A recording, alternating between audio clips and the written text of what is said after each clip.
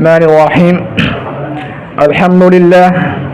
الحمد لله الذي خلق الإنسان علمه البيان، والصلاة والسلام على من بعث نبيا لكافة الخلق والإنس والجان، وعلى آله وأصحابه وعلى من تبعهم بإحسان إلى يوم البعث والثواب. أما بعد،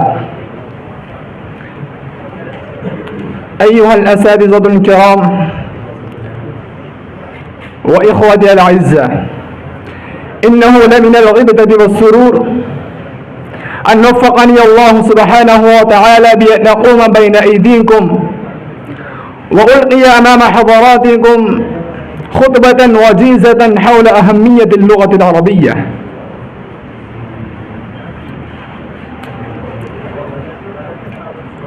أيها الأحبة،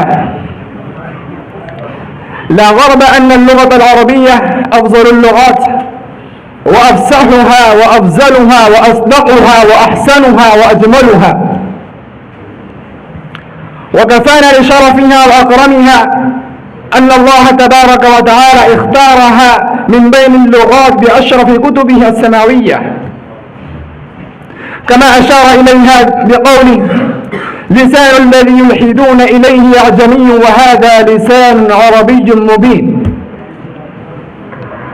لا غرب ولا شك أن هذه اللغة لها مكانة عالية ومرتبة عظيمة.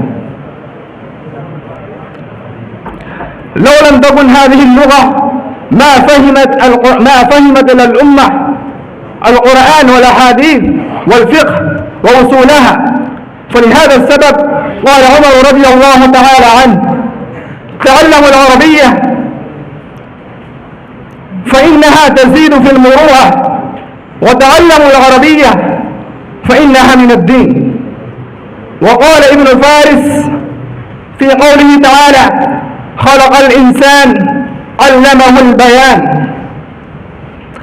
قدم الله تبارك وتعالى في قوله ذكر البيان من جميع ما توحد بخلقه وتفرد بإنشائه. أيها الإخوة، إذا سمع سلفنا الصالحون من ارتفاعها وأهميتها ومنزلتها فشدوا رحالهم إلى تعلمها وتعليمها، وبذلوا قصارى جهودهم، ومن ثم قلما تجدون كتابا أو مصنفا أو مؤلفا من الكتب الدينية إلا وهو باللغة العربية. ولكن يا ويلاه، أين حبنا باللغة؟ أين حبنا بالنبي صلى الله عليه وسلم؟ وأين حبنا بلغته؟ وأين حبنا بلغة الجنة؟ وأين حبنا بلغة القرآن؟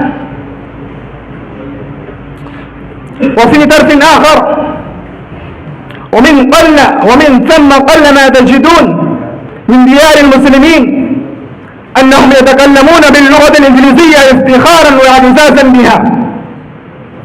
ولكن لا بد لنا أن نتعلم ونعلمها أبناءنا وإخواننا وأزواجنا، ونتحدث معهم باللغة العربية.